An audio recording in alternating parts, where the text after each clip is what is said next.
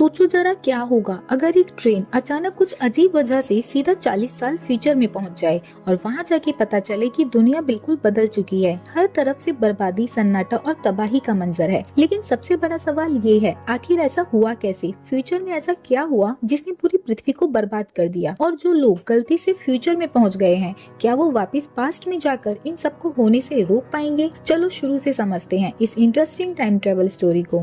कहानी की शुरुआत होती है साल 2023 से। एक नॉर्मल दिन, बिल्कुल आम सुबह की तरह, जहां सुबह होते ही हर कोई अपने काम के लिए निकल पड़ता है। शहर में रोज की तरह भीड़ भाड़ लगी हुई है। हजारों लोग एक ही जगह पर हैं, लेकिन फिर भी सब अपनी अपनी दुनिया में बिजी हैं। ना किसी को किसी से कोई मतलब है और ना किसी के पास इतना टाइम कि कोई किसी से बात भी करे। इसी भीड़ भाड़ के बीच काफी सारे लोग ट्रेन पकड़कर अपनी अपनी मंजिल की तरफ बढ़ रहे होते हैं। सब कुछ बिल्कुल नॉर्मल लग रहा था, लेकिन किसी को जरा सा भी अंदाजा नहीं था कि आज का ये सफर उनकी जिंदगी ही नहीं बल्कि पूरी दुनिया का फ्यूचर बदलने वाला है। अब जैसे ही ट्रेन अपने डेस्टिनेशन के पास पहुंचने वाली होती है, तभी अचानक सबके फोन्स पर एक के बाद एक मैसेजेस आने लगते हैं। उन मैसेजेस में लिखा होता है कि पूरी दुनिया में भयंकर अर्थक्वेक्स आ रहे हैं। पहले तो लोग कंफ्यूज होते हैं, लेकिन कुछ ही सेकंड्स में उन्हें खुद भी झटके महसूस होने लगते हैं। ट्रेन धीरे धीरे हिलने लगती है और हर गुजरते पल के साथ वाइब्रेशन और तेज होते जाते हैं। सिचुएशन कंट्रोल से बाहर जा रही होती है और तभी ट्रेन एक टनल के अंदर एंटर करती है। जैसे ही ट्रेन टनल में घुसती है, एक जबरदस्त झटका लगता है, इतना पावरफुल कि पैसेंजर एक दूसरे के ऊपर गिरने लगते हैं। किसी को समझ ही नहीं आता कि आखिर हो क्या रहा है और फिर एक तेज झटके के साथ ट्रेन अचानक से रुक जाती है। अब सब लोग पूरी तरह घबरा चुके होते हैं। डर के मारे लोग तुरंत दरवाजे को खोलकर बाहर की तरफ भागने लगते हैं। लेकिन जैसे ही वो बाहर निकलते हैं, जो वो देखते हैं उससे सबकी आंखें खुली की खुली रह जाती हैं। बाहर की दुनिया बिल्कुल बदल चुकी होती है। ना कोई शहर, ना कोई बिल्डिंग्स, बल्कि वो लोग किसी अजीब सी पहाड़ी इलाके में पहुंच चुके थे। उनके ट्रेन का कोच आधा टनल के अंदर और आधा बाहर अटका हुआ था और चारों तरफ सिर्फ घना जंगल ही जंगल था। सबसे शॉकिंग बात, ना किसी के फोन पे कोई सिग्नल था और ना ही किसी से कांटेक्ट करने का कोई तरीका। और जब वो ध्यान से देखते हैं तो एक बड़ी सच्चाई सामने आती है, पूरी ट्रेन ही गायब है। कोच नंबर 5 ही वहाँ पर मौजूद होता है, बाकी के कोचेस का कोई पता नहीं। अब सब लोग शॉक में पड़ जाते हैं और काफी सोचने के बाद एक ही कंक्लूजन निकालते हैं, शायद उनका कोच किसी अननोन जगह पर आ गिरा है। फिलहाल उनके पास इस बात का कोई एक्सप्लेनेशन नहीं होता,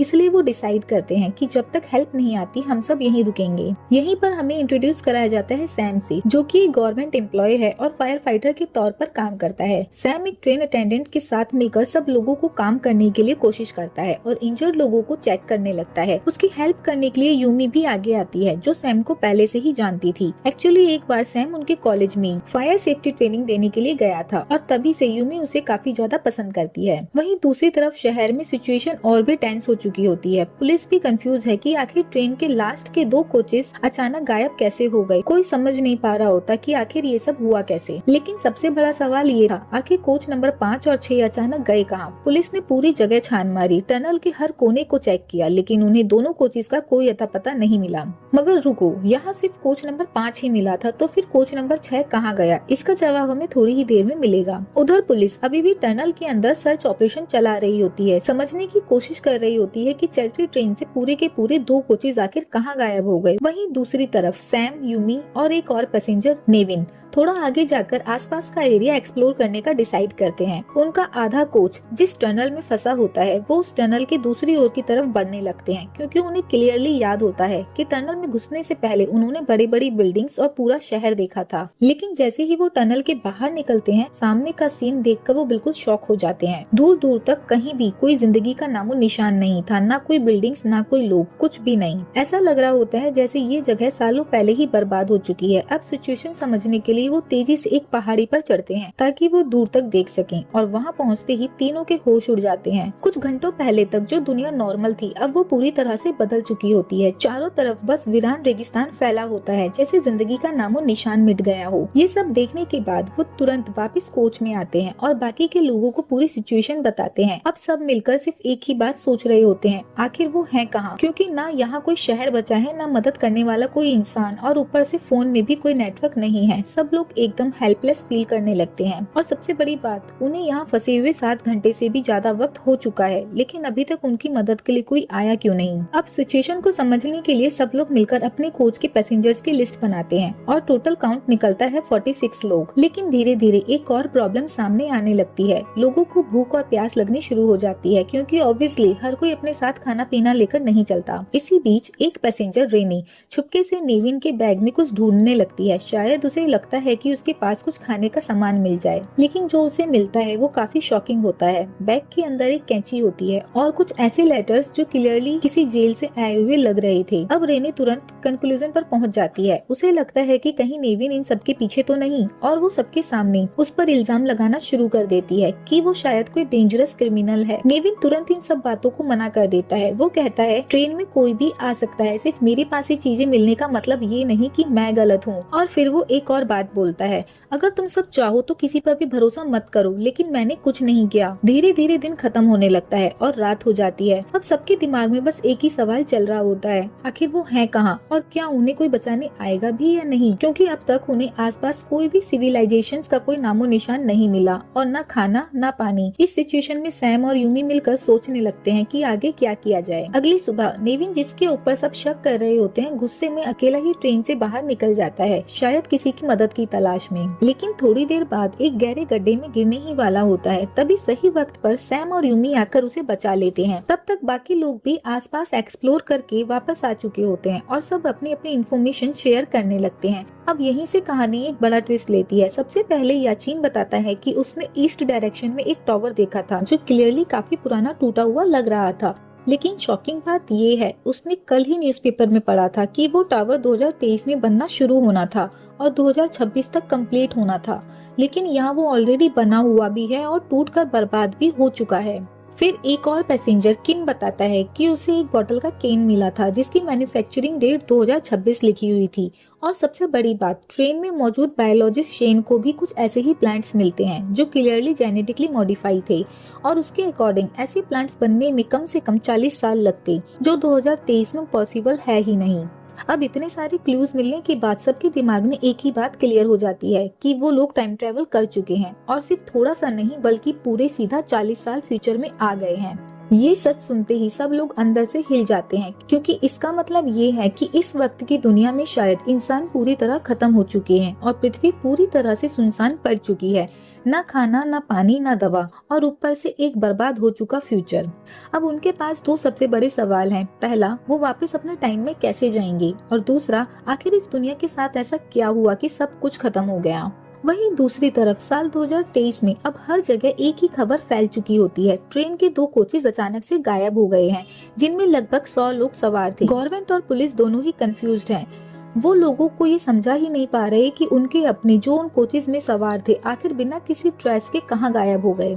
और इधर फ्यूचर में फंसे हुए लोगों की हालत धीरे धीरे खराब होती जा रही थी। 2 दिन से ना ढंग का खाना मिला था, ना पानी। सब लोग कमजोर होने लगे थे। तब सैम और यूमी मिलकर एक आइडिया निकालते हैं। वो ट्रेन के ऊपर प्लास्टिक की शीट्स बिछा देते हैं ताकि अगर बारिश हो तो उसका पानी कलेक्ट किया जा सके, क्योंकि अब उनके लिए सर्वाइवल ही सबसे बड़ा चैलेंज था। डॉक्टर्स के अकॉर्डिंग इंसान ऑक्सीजन के बिना 3 मिनट, पानी के बिना लगभग 3 दिन और खाने के बिना करीब 3 हफ्ते तक ही सर्वाइव कर सकता है। और यहाँ तो उनका दूसरा दिन ऑलमोस्ट खत्म हो चुका था।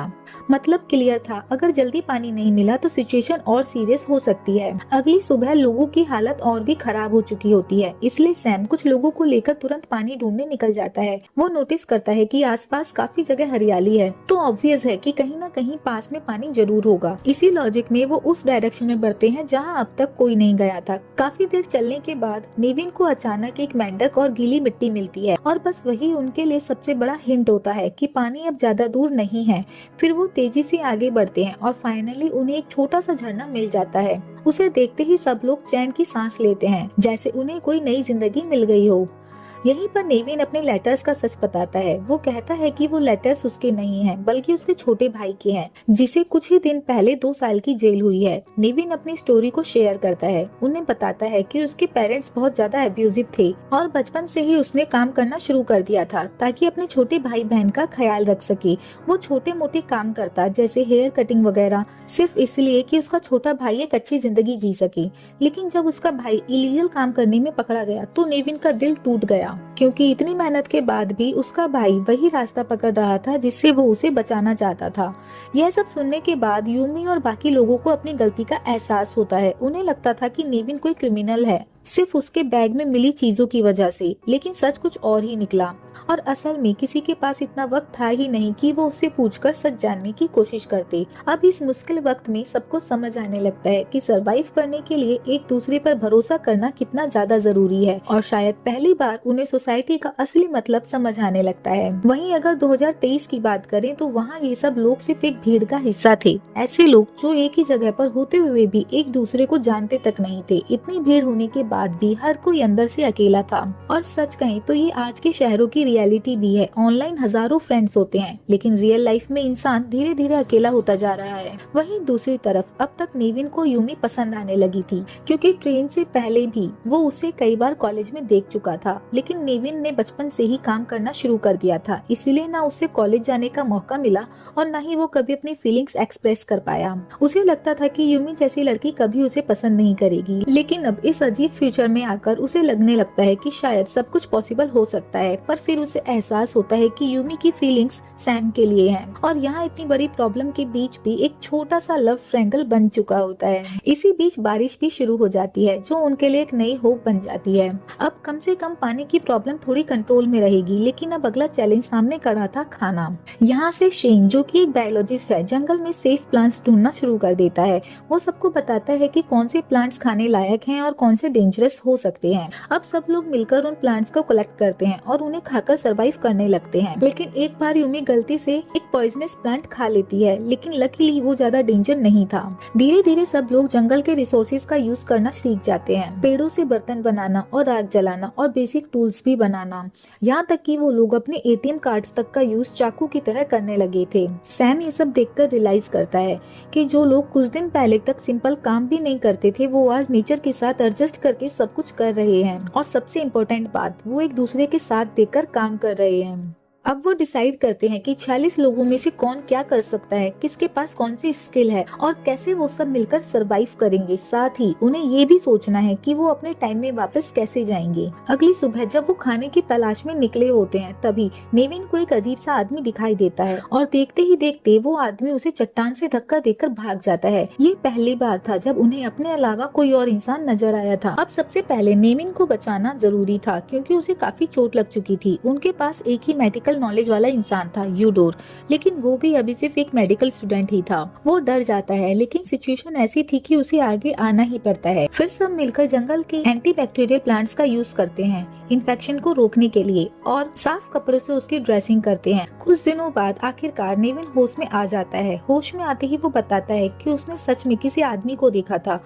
और जो उसे धक्का देकर भाग गया। अब सबको समझ आ जाता है कि वो यहाँ अकेले नहीं है, हो सकता है कोई और भी यहाँ हो जो उनके लिए खतरा बन सकता है। इसलिए वो अपने आसपास ट्रैप्स लगाना शुरू कर देते हैं, ताकि अगर कोई पास आए तो पकड़ा जा सके। और फाइनली सिर्फ एक दिन बाद ही उनके ट्रैप में कुछ फंस जाता है। सब तुरंत भागते हुए वहाँ पहुँचते हैं और देखते हैं एक छोटा लड़का उनके जैसे ही कपड़ों में ट्रैप में फंसा हुआ है। लेकिन जैसे ही वो उसे देखते हैं, वो लड़का तुरंत खुद को छुड़ाकर भागना शुरू कर देता है। और फिर सैम और यूमी उसका पीछा करते करते किलोमीटर्स तक उसके पीछे भागते हैं। मगर काफी देर तक भागने के बाद आखिरकार वो दोनों एक छोटी सी नदी के पास जाकर रुक जाते हैं। ये नदी उन्होंने पहली बार देखी होती है और अब आगे बढ़ने का कोई रास्ता नहीं बचता। तभी वो लड़का उनसे कहता है, यहीं रुकना, मैं अभी आता हूँ। और इतना कहकर वो वहाँ से चला जाता है। अब इंतजार करते हुए सैम अपने पास्ट के बारे में बताना शुरू करता है। वो यूमी को बताता है कि अपनी जॉब के शुरुआती दिनों में उसने अपने सीनियर्स की बात इग्नोर कर दी थी और उसी लापरवाही की वजह से एक एक्सीडेंट हुआ, जिसमें उसके सीनियर ने अपने दोनों पैर खो दिए। वो जिंदा तो बच गई, लेकिन कभी चल नहीं पाई, और ये सब सैम की गलती की वजह से हुआ था। तब से लेकर आज तक सैम उस गिल्ट के साथ जी रहा है, और शायद इसीलिए उसने डिसाइड किया है कि वो अपनी जिंदगी लोगों की मदद करने में ही निकाल देगा। इतने में अंधेरा होने के बाद वो लड़का वापिस आता है, लेकिन अकेला नहीं, उसके साथ और भी लोग होते हैं। और फिर वो सब सैम और यूमी को अपने साथ ले जाते हैं। और यहाँ आकर सैम और यूमी कम्प्लीटली शॉक हो जाते हैं, क्योंकि उनके सामने ट्रेन का दूसरा कोच खड़ा होता है, कोच नंबर 6, जो उनके कोच नंबर 5 से कई किलोमीटर दूर जाकर गिरा था। मतलब वो लोग भी शुरू से ही यहीं फंसे हुए थे। यहाँ उनका वेलकम करता है हेक्टर, जिसे देखते ही लगता है कि वो ही इस ग्रुप का लीडर है। अब दोनों ग्रुप से एक दूसरे को अपनी कहानी बताते हैं, कैसे वो इतने दिनों से सरवाइव कर रहे हैं, लेकिन दोनों के सर्वाइवल में जमीन आसमान का फर्क था। कोच नंबर 6 वाले लोग नदी के पास थे, मतलब उनके पास पानी भी था और खाने के लिए मछलियाँ भी। इसीलिए उन्होंने पहले दिन से ही अपना टाइम एक प्रॉपर जगह बनाने में लगा दिया और तब तक वो लोग किचन और टॉयलेट भी बना चुके थे। तभी नेविन एक इम्पोर्टेंट बात नोटिस करता है। वो पहचान लेता है कि जिस आदमी ने उसे धक्का दिया था वो इसी ग्रुप का है। अब वो आदमी आगे आता है और सबसे माफी मांगता है। वो बताता है कि जब उसने उन्हें देखा था तो वो डर गया था। उसे लगा था कि शायद ये लोग फ्यूचर के कोई डेंजरस इंसान है जो उन्हें मार सकते हैं। इसी डर में उसने नेविन को धक्का दे दिया और भाग गया और डर की वजह से उसने किसी को कुछ बताया भी नहीं। ये सब सुनने के बाद यूमी एक और शॉकिंग सवाल पूछती है, तुम्हें कैसे पता चला कि तुम फ्यूचर में हो?